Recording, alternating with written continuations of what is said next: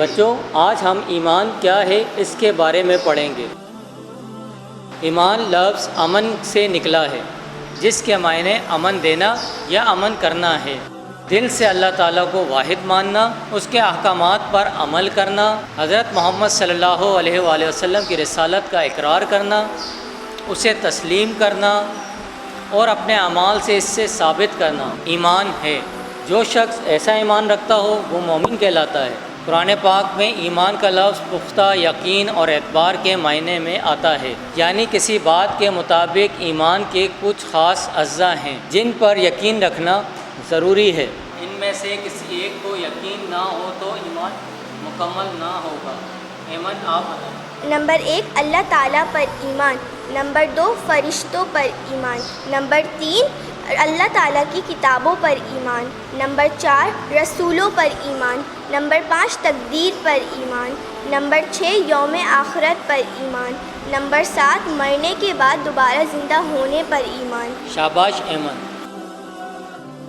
عبید، آپ یہ بتائیں کہ اللہ تعالیٰ پر ایمان کے کیا معنی ہیں؟ اللہ تعالیٰ کا ایمان کے معنی یہ ہے کہ انسان اللہ تعالیٰ کے سوا کسی کے آگے سر نہ جھکائے، آقا سمجھتے ہوئے خود کو اللہ رب العزت کے حوالے کر دو، اس کے ہر حکم کو قبول کرتے ہوئے اس پہ عمل کریں۔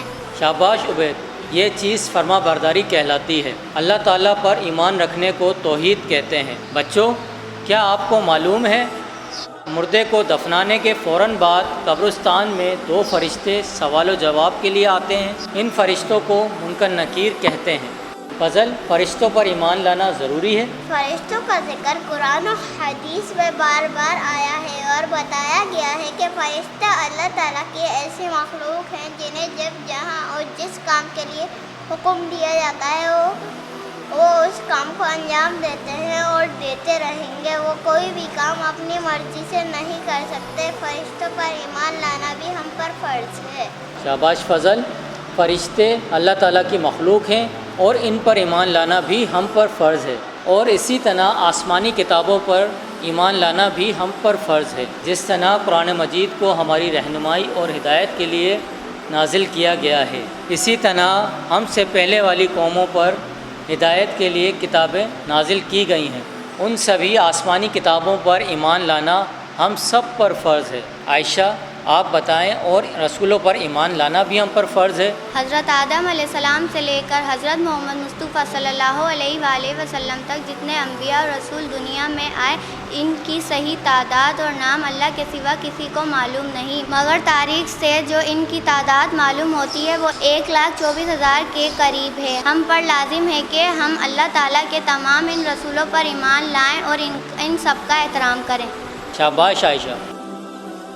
اشر، آپ بتائیں، تکبیر کیا ہے؟ جس نے اسلام قبول کیا، کلمہ پڑھا اور دل سے اللہ کو خالق و مالک مانا، اس پر لازم ہے کہ وہ اپنی تقدیر کے معاملے میں بھی اللہ سے راضی رہے اور اس بات کا ایمان رکھے جو کچھ بھی اس کی زندگی میں پیش آتا ہے وہ اللہ تعالیٰ نے اس دنیا میں آنے سے پہلے لوح محفوظ پر لکھ دیا ہے۔ تقدیر کی ہر اچھی اور بری بات کو دل سے ماننا اور اس پر راضی رہنا ہر مسلمان پر فرض ہے۔ شاباش اشر۔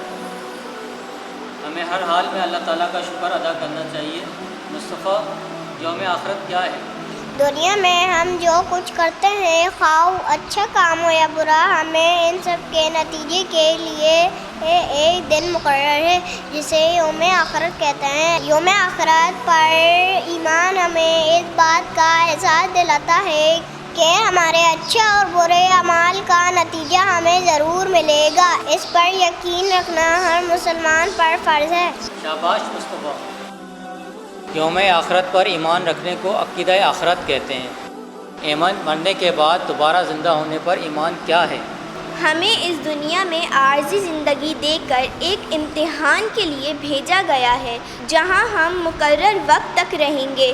اس کے بعد ہمیں موت آ جائے گی۔ موت ہماری موجودہ زندگی کو ختم کر دے گی، لیکن ہمیشہ رہنے والی زندگی موت کے بعد شروع ہوگی، یعنی مرنے کے بعد ہمیں دوبارہ زندہ کیا جائے گا تاکہ ہم اپنے اعمال کا حساب دے کر ہمیشہ کی زندگی میں داخل ہو جائیں۔